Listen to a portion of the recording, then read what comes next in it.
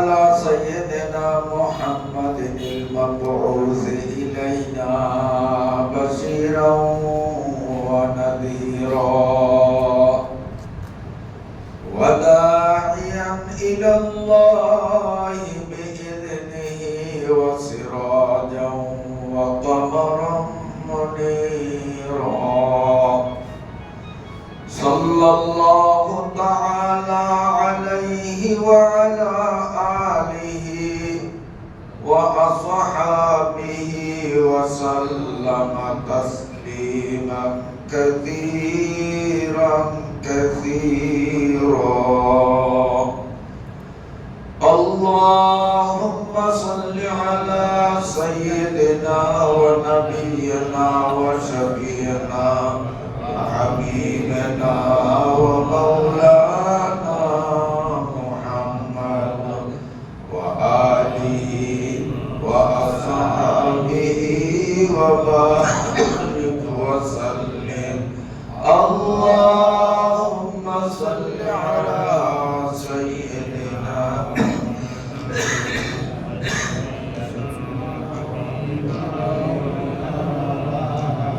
وآله وأصحابه وبارك وسلم. اللهم صل على ونبينا وشفيعنا وحبيبنا ومولانا محمد وآله وأصحابه وبارك وسلم. بلغ العلا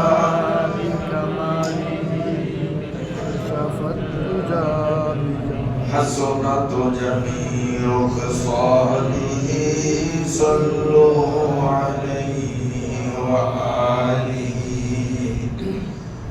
উপস্থিত সম্মানিত মুসলিম কেরাম, যে মহান আল্লাহ রাব্বুল আলামিন আমাদেরকে সুস্থ বদনে সালাতুল জুমা সমাপনের লক্ষ্যে আল্লাহ পাকের ঘরে যথা সময়ে উপস্থিত হওয়ার সুযোগ করলেন, সে আল্লাহ পাকের দরবারে জানাই শুকরিয়া, আলহামদুলিল্লাহ। বিগত সপ্তাহে আমরা আলোচনা করেছিলাম 7 শ্রেণীর মানুষের জন্য আকাশ বর্গে আল্লাহ পাকের ফেরেশতারা দোয়ার আয়োজন করে। সেই 7 শ্রেণীর মানুষের মধ্যে এক শ্রেণী হলো যারা নিজের সামর্থ্য অনুযায়ী সাধ্য মতে দানের হাতকে প্রলম্বিত করে। এই বিষয়টাকে আমরা আরেকটু পরিস্ফুট করার জন্য একটি দীর্ঘ হাদিসের সারসংক্ষেপ উপস্থাপন করেছিলাম, যার মাধ্যমে দানের উপকারিতা আমাদের সামনে অনেকটাই পরিস্ফুট হয়ে গেছে, আলহামদুলিল্লাহ। আমরা সে বিষয়ের পরিপূরক হিসাবে আজও কিছু কথা উপস্থাপন করার প্রয়াস পাব। হযরতে আব্দুল্লাহ ইবনে মুবারক রাহমাতুল্লাহি আলাইহির জীবনী থেকে। হযরতে আব্দুল্লাহ ইবনে মুবারক ইনি ছিলেন ইমাম বুখারী রাহমাতুল্লাহি আলাইহির উল্লেখযোগ্য উস্তাদ। ইমাম বুখারীর থেকেও বড় মাপের আলেম। আব্দুল্লাহ ইবনে মুবারকের মতো যোগ্যতা সম্পন্ন উস্তাদের ছত্র ছায়ায় স্থান লাভে ধন্য হয়েই ইমাম বুখারী হলেন। এই আব্দুল্লাহ ইবনে মুবারক আমাদের হানাফি মাযহাবের ইমামুল আযম আবু হানিফা নু'মান ইবনে সাবিত রাহমাতুল্লাহি আলাইহির উল্লেখযোগ্য ছাত্রদের মধ্য থেকে ছিলেন একজন। আব্দুল্লাহ ইবনে মুবারককে আল্লাহ তাআলা এক অনন্য বৈশিষ্ট্য দান করেছেন। তিনি ইলমের দিক থেকেও যেমন ছিলেন তৎকালীন যুগে বিশ্ব সেরা, বিশ্বের উল্লেখযোগ্য বড় মাপের আলেমদের একজন, পাশাপাশি জাগতিক লাইনে আর্থিক দৃষ্টিকোণ থেকেও তিনি ছিলেন অসাধারণ সম্পদের মালিক, অনেক ধনী। হযরতে আব্দুল্লাহ ইবনে মুবারক রাহমাতুল্লাহ আলাইহি জীবনে বহুবার হজ করেছেন। বাড়ি হলো ইরাক।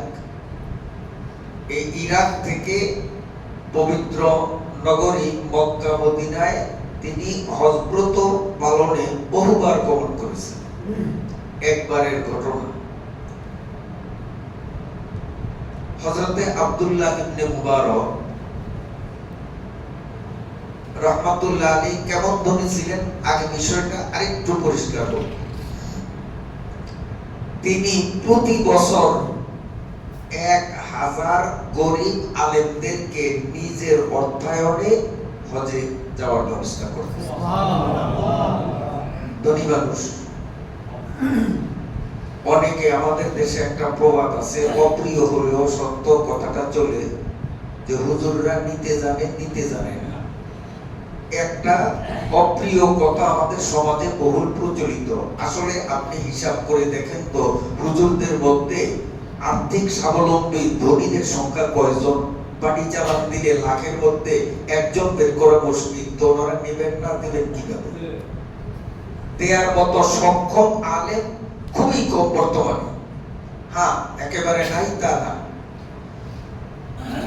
কিন্তু আসলে আলেমদের মধ্যে যারা আর্থিক স্বাবলম্বী তারা নেন না, তারা কিন্তু দেন। আমরা সাধারণরা যা দেই তার চেয়েও অনেক বেশি তারা দেন। আমার উস্তাদ, আল্লাহ জান্নাত নসিব করুক, চরখলিফা মাদ্রাসার প্রধান শিক্ষক যিনি ছিলেন মাওলানা মাসলুদ্দিন সাহেব রাহমাতুল্লাহ আলাইহি, উনি খুব ধনী মানুষ ছিলেন। ছাত্রদেরকে অনেক সহযোগিতা তিনি ব্যক্তিগত ভাবে করতেন। গ্রামের গরিব দুঃখীদেরকে তিনি করতেন। বিভিন্ন ওয়াজ মাহফিলে তখনকার দিনে তিনি একজন প্রসিদ্ধ বক্তাও ছিলেন। হুজুরের সাথে আমরা ছাত্র ছিলাম, খাদেম হিসাবে যেতাম। কোন মাহফিল থেকে তিনি যাতায়াত খরচও নিতেন না, হাদিয়াও নিতেন না, বরং যেই কয়টা মাহফিলে তিনি অংশগ্রহণ করতেন সেখানে উল্লেখযোগ্য এবং একটা দান সেখানে তিনি রেখে আসতেন। ধনী ছিলেন, দেওয়ার মতো সক্ষমতা তার ছিল। এখন যদি বলি যে চরখলিফার মহতামেম সাহেব দান করে, ওই হুজুরে কেন করে না? ওই হুজুরের আছে, এই হুজুরের নাই, সে করবে কোত্থেকে?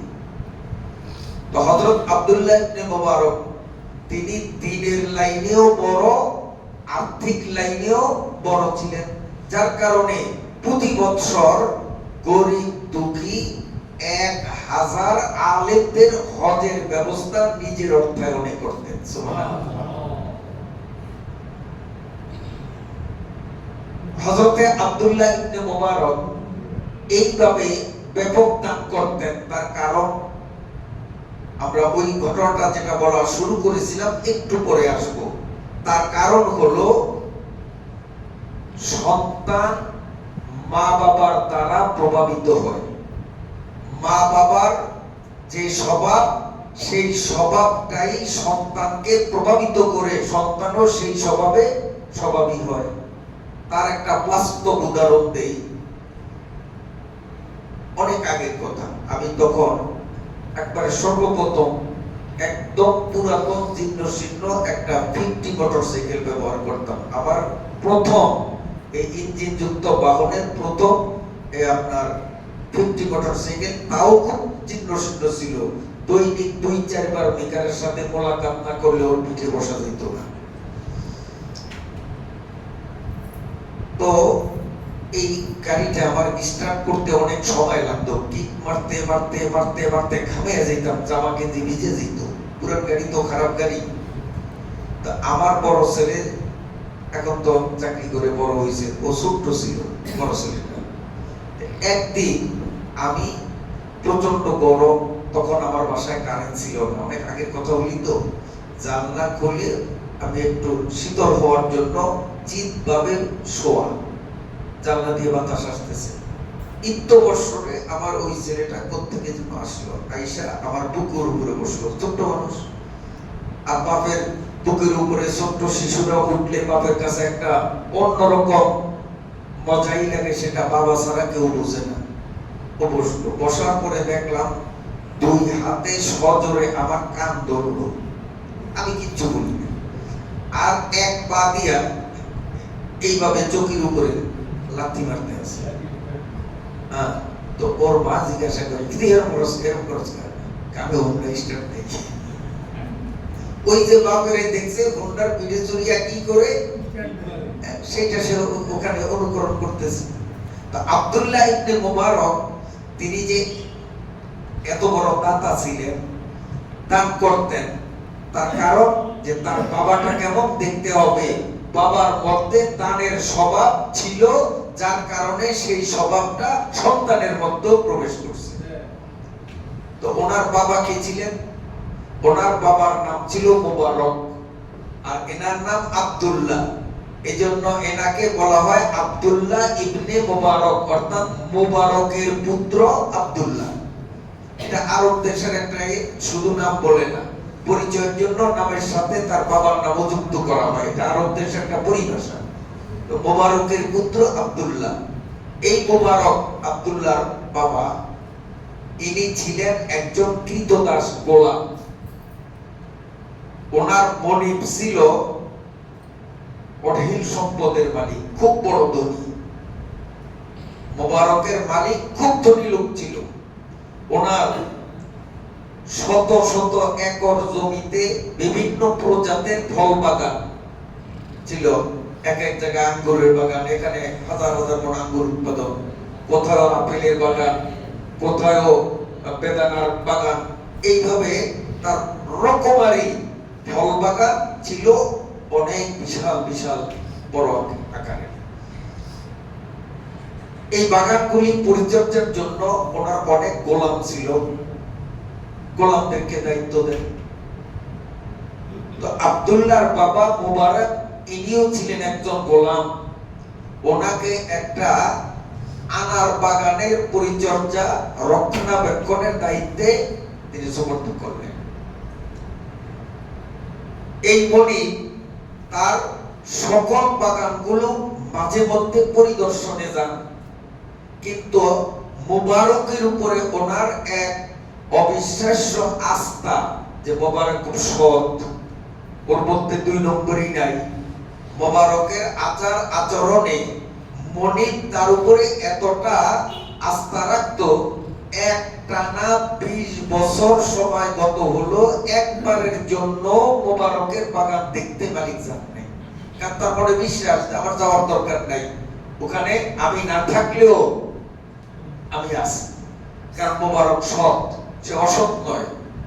তো 20 বছর পর মনিব একদিন মুবারকের বাগান দেখতে গেলেন, গিয়ে বললেন, বাবা, এই বাগানের সবচেয়ে সুমিষ্ট, সবচেয়ে সুস্বাদু একটা আনার আমাকে ভেঙে দাও, আমি খাবো।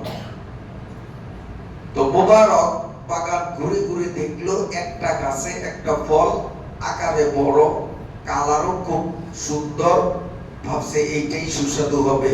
উনি ওটা ছিঁড়লেন, ওটাকে খোসামুক্ত করে মনিবের সামনে দিলেন। কয়েকটা দানা মুখে দিয়েই তিনি বললেন যে আমি যে কোনো বাগানে গেছি, সব বাগানের মালি আমাকে বাগানের সবচেয়ে উন্নত মানের ফলটাই খেতে দিল, আর 20 বছর পর্যন্ত তোর বাগান দেখতে আসলাম না, 20 বছর পরে আসলাম, আর তুই ইচ্ছা করি আমাকে টপ ফলটা দিলি, একই খাওয়ার যোগ্য? তখন মুবারক বলে, জনাব, আপনার বাগানের কোন ফল মিষ্ট, কোনটা তিক্ত, কোনটা সুস্বাদু, কোনটা বিস্বাদ, আমি কি করে জানবো? আমি কি ফলের মধ্যে ঢুকছি? তো তুমি কি কখনো খাও নাই, খায়া দেখো নাই? আপনি তো আমাকে বাগান পাহারা দেওয়ার দায়িত্ব দিয়েছেন, পরিচর্যার দায়িত্ব দিয়েছেন, খাওয়ার অনুমতি তো দেননি। তো আপনার অনুমতি ছাড়া আমি ফল খাবো আপনি কিভাবে ভাবলেন? কাজে কোন গাছের ফল মিঠা কোনটা তিতা এটা আমি কি করে বলবো? তখন মনিক বলেন, মাঝে মধ্যে তো গাছের থেকে 2-4টা ফল ঝরে মাটিতে পড়ে, আর এই ঝরা ফলের উপরে তো মালিকের দাবি থাকে না, তো ঝরা ফলও কি খাস না? মোবারক বলে, আপনি যখন আমাকে এই বাগানের দায়িত্বে নিয়োজিত করলেন তখন তো এমন কথা একবারও বলেননি যে গাছের থেকে ফল ছিঁড়ে তো খাবে না, তবে ঝরে পড়লে সেগুলি খাইতে পারো, আমার দাবি নেই, এই কথা তো আপনি বলেননি। অতএব আপনার ফল মাটিতে ঝরে পড়ছে, সেটা পচে গলে মাটির সাথে একাকার হয়েছে, আমি মোবারক অধিক চোখ ফিরিয়েও তাকাইনি। তখন মনিক বলতেছে যে কেন এই ঝরা ফল খাইলা না, গাছের থেকে ফল ছিঁড়িয়াও খাইলা না, তুমি তো নিশ্চিত যে আমি এখানে আসবো না, আমি নাই, এখান থেকে আমার বাড়ি অনেক দূরে, আমি দেখবো বুঝবো জানবো এমন কোন সুযোগও নাই, তারপরেও তুমি ফল কেন খাইলা না? তখন মোবারক বলে যে তাহলে সত্যি কথা হলো একদিন আমার লোভ সামলাইতে পারিনি, আমি তখন ইচ্ছা করছি কেউ যখন নাই আজকে একটা আনার খাবো।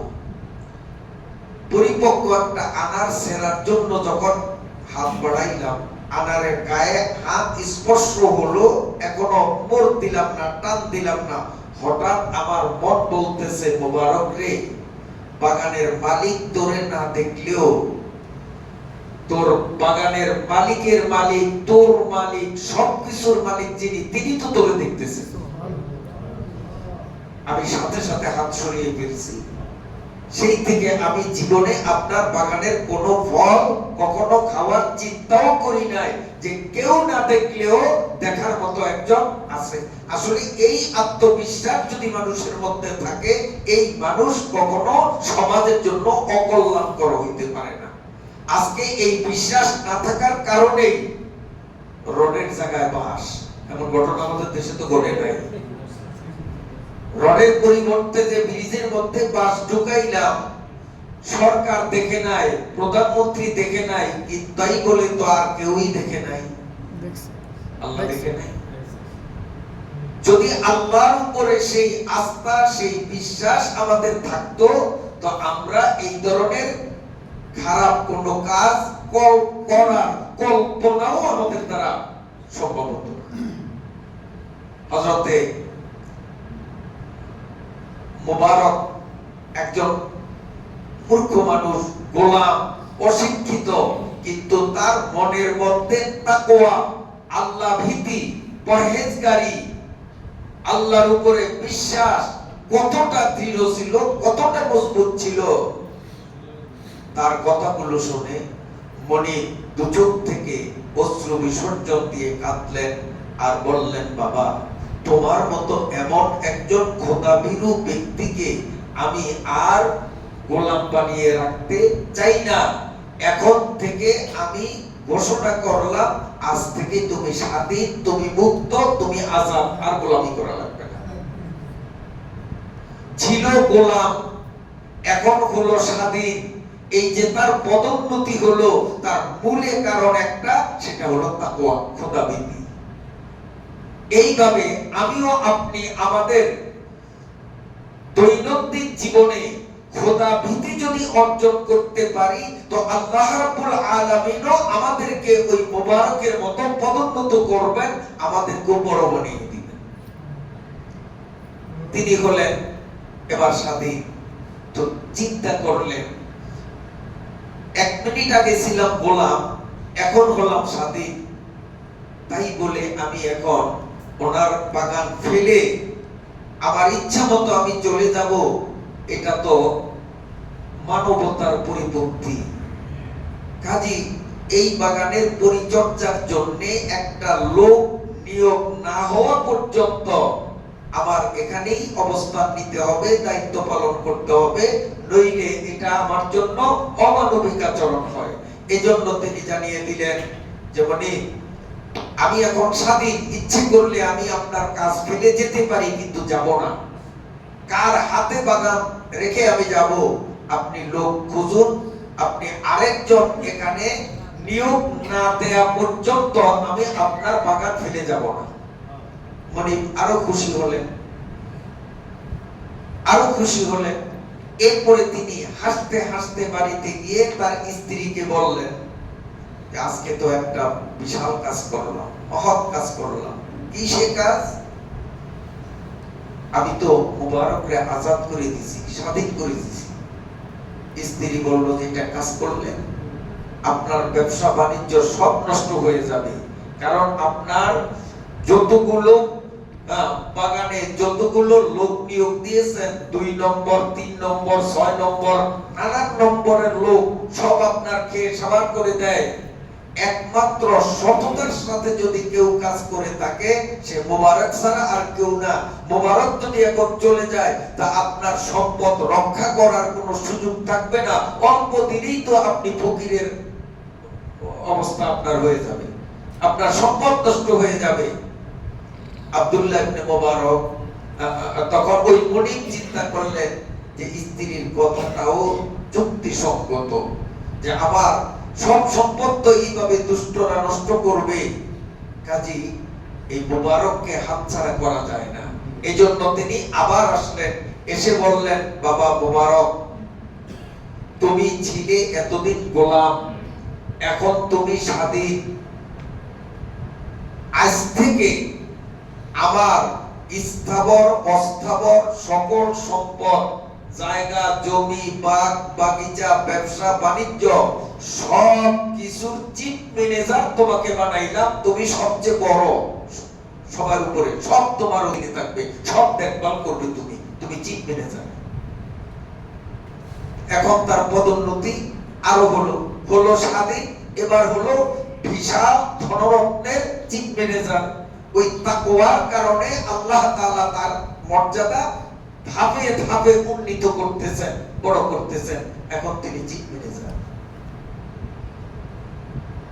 এরপরে দীর্ঘদিন পর্যন্ত তিনি মনিবের সব ব্যবসা বাণিজ্য, বাগ বাগিচা, সহায় সম্পদ যথাযথভাবে তিনি সবগুলো দেখভাল করতেছেন। এভাবে এক দীর্ঘ সময় পার হয়ে গেল। এদিকে মনিবের একটা মেয়ে বিয়ের উপযোগী হলো। তখন মেয়ের মা আর বাবা পরামর্শ করতে লাগলেন যে মেয়েটাকে কোথায় পাত্রস্থ করব, তাকে বিয়ে কোথায় দিব, পরামর্শটা কার থেকে নিব।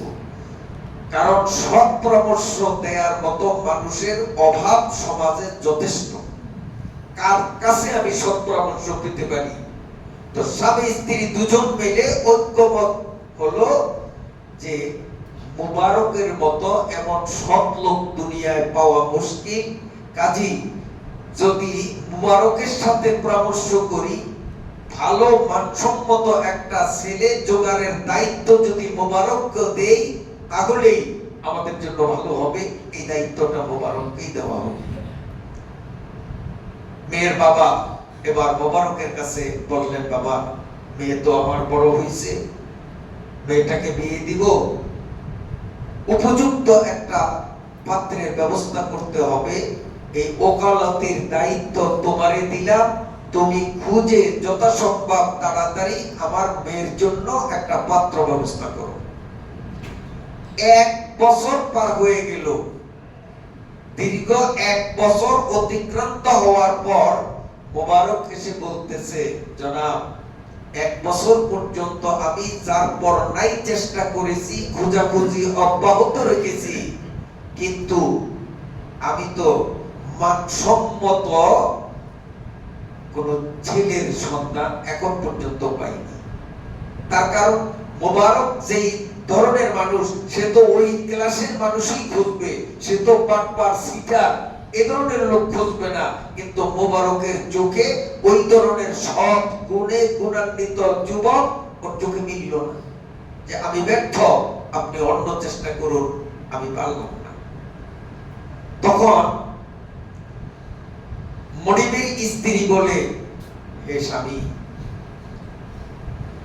মুবারক ওর যে চোখ, এই চোখওয়ালা ছেলেই তো সে খুঁজবে, আর সে পাবে কোথায়?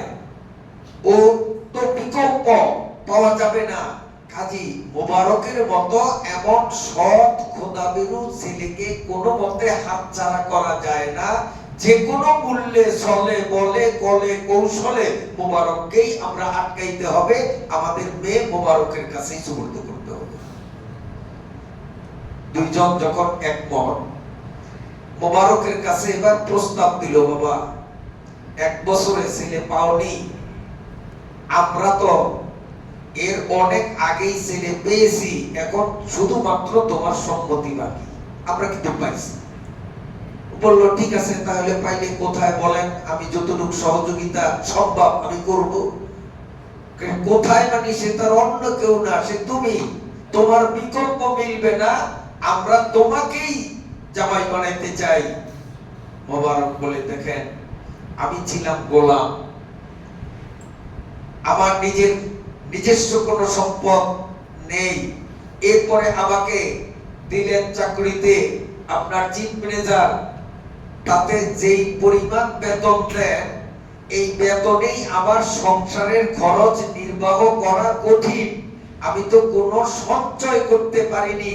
আর আপনি এত বড় ধনী মানুষ, আপনার মেয়েকে বিয়ে করব, তাকে আমি ভরণ পোষণ দেব, সেই সক্ষমতা তো দূরের কথা, বিয়ের দেনমোহর যে পরিশোধ করব সেই টাকাই তো আমার নাই। কারণ খালের থেকে মাছ যদি বড় হয়, তখন খালের জন্য বিপদ, মাছের জন্য বিপদ। খাল চিকন, বল মাছ বিরাট। এখন বিপদ শুধু মাছের না, বিপদ মাছেরও, বিপদ খালেরও। কাজে খাল অনুপাতে মাছ হইতে হয়। তা আমি তো ছোট্ট, আপনার মেয়ে তো বড়, এই বড় লোকের মেয়ে বিয়ে করবো, দেনমোহর পরিশোধের সক্ষমতা আমার নেই, আপনি কি মাথা খারাপ হইল, কি প্রস্তাব নিয়ে আসলেন? সাথে সাথে মনিব বলে, বাবা আমার স্থাবর অস্থাবর যত সম্পদ আছে, টোটাল সম্পদের 1/3 মালিক তোমাকে বানাইলাম, এখন আমার 1/3 সম্পদ তোমার, সেটা আমার না। কাজে এখন বলো, তুমি দিনমোহর দেওয়া, আমার মেয়েকে ভরণ পোষণ দেওয়ার সক্ষমতা তোমার আছে কিনা? কারণ মনিব তো আগেই বলেছি, সে বিশাল বড় ধনী ছিল, তো তার সম্পদের 1/3 কোটি কোটি টাকা ছাড়িয়ে যাবে। এখন তো সে আটকা পড়ছে, আর কি করবে? শেষ পর্যন্ত রাজি হলো, বিবাহ শাদী সম্পন্ন হলো। তাদের ঔরসেই জন্ম নিলেন যিনি, তিনি হলেন হযরতে আব্দুল্লাহ ইবনে মুবারক, জগৎ বিখ্যাত আলিম, জগৎ বিখ্যাত আলিম। তো আব্দুল্লাহর বাবা মুবারক যেমন তাকওয়াওয়ালা, পরহেজগারওয়ালা, দিনদার ছিলেন, সেই সৎ স্বভাব তার সন্তান আব্দুল্লাহর মধ্যেও ঢুকছে। কাজী মা আর বাবা যেমন হবে, সন্তান তেমনই হবে।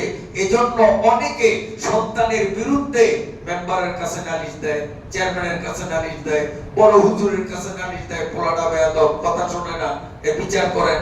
আসলে বিচার করা দরকার বাবার আগে। তুমি যদি ঠিক থাকতা, তো তোমার সন্তান বিগড়িত না। সন্তান বিজ্ঞানের মূল কারণ তুমি নিজেকে নিজে শুধরাও নাই। আজকে আমরা বাবারা যদি ঠিক হয়ে যাই, আমাদের সন্তান অটোমেটিক এমনিতেই ঠিক হয়ে যাবে। আমরা বাবারা যদি ব্যাঠিক হই, তা আমাদের সন্তানকে মদিনা ইউনিভার্সিটিতেও যদি পড়তে দেই, তারপর ওটা বখাটে হবে, ওইটা দিনদার হবে না, ওইটা সুমানুষ হবে না। সমস্যা আমরা বাবারাই নষ্ট।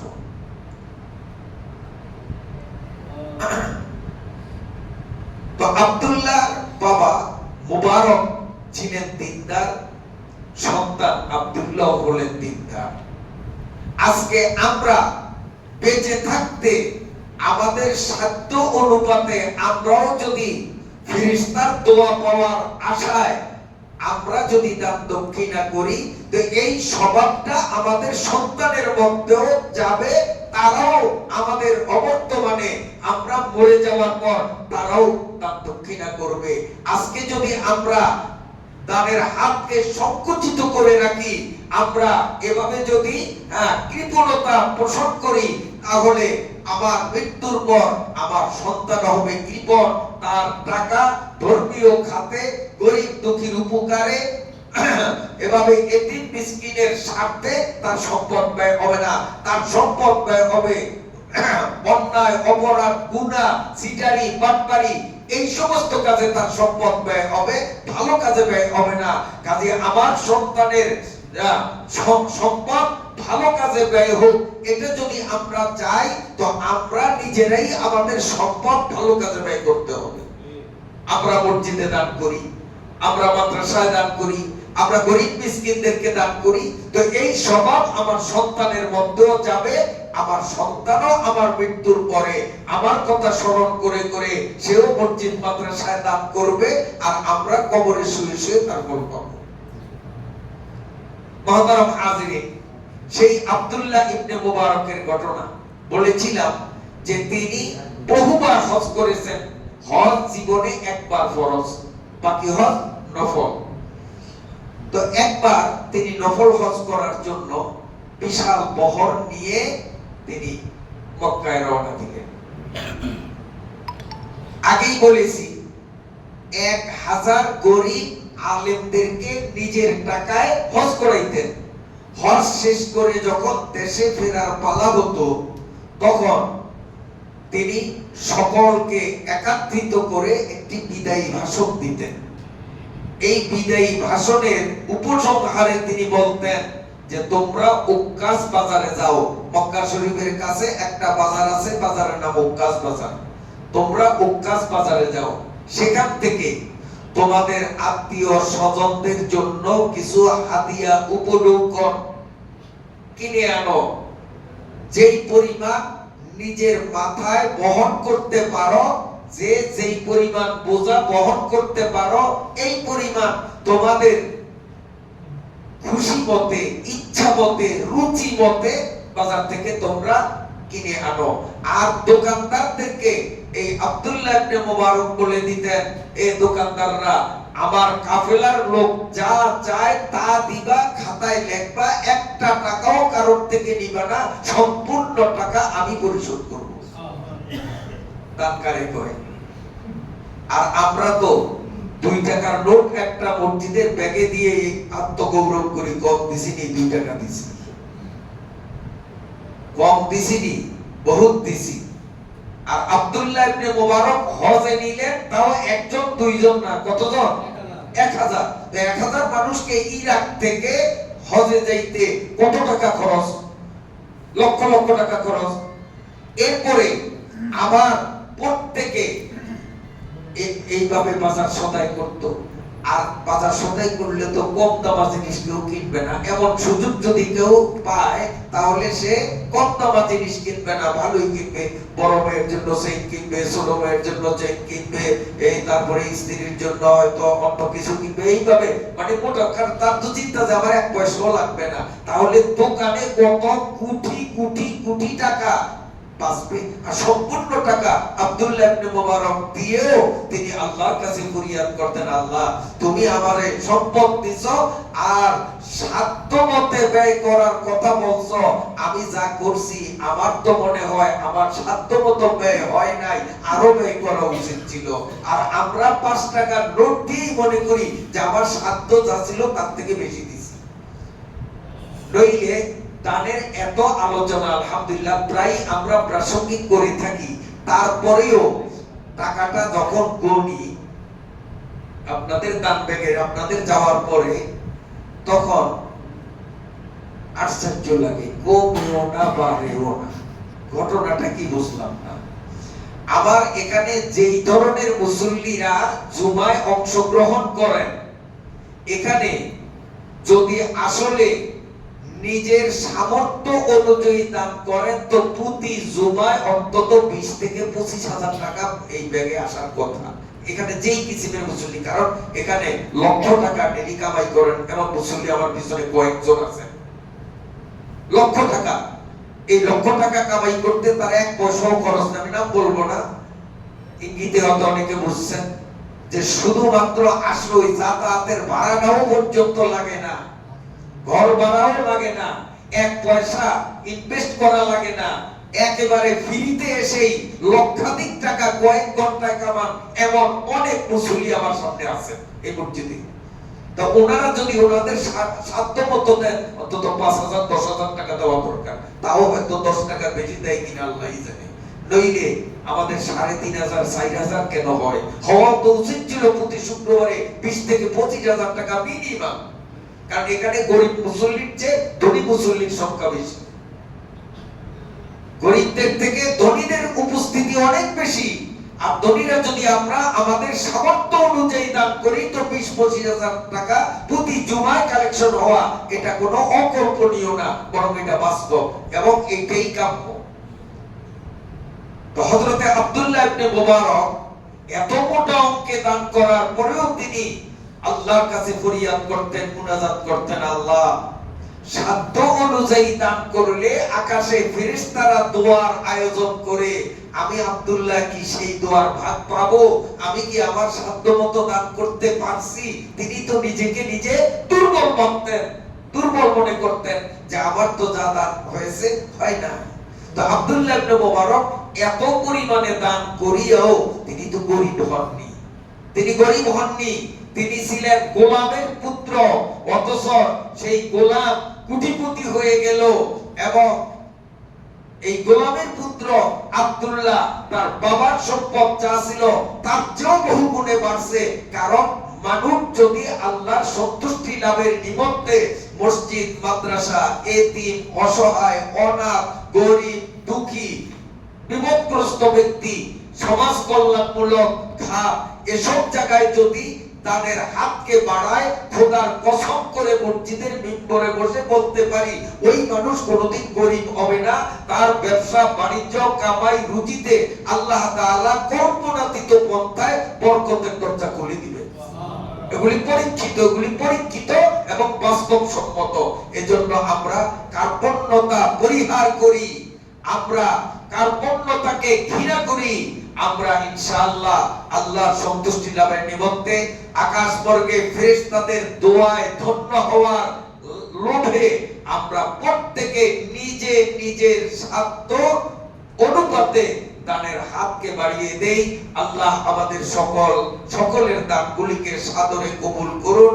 আল্লাহ আব্দুল্লাহ ইবনে মুবারকের মতো আমাদেরকেও কবুল ফরমান, আমিন। ওয়া আখিরু দাওয়ানা আনিল হামদুলিল্লাহ।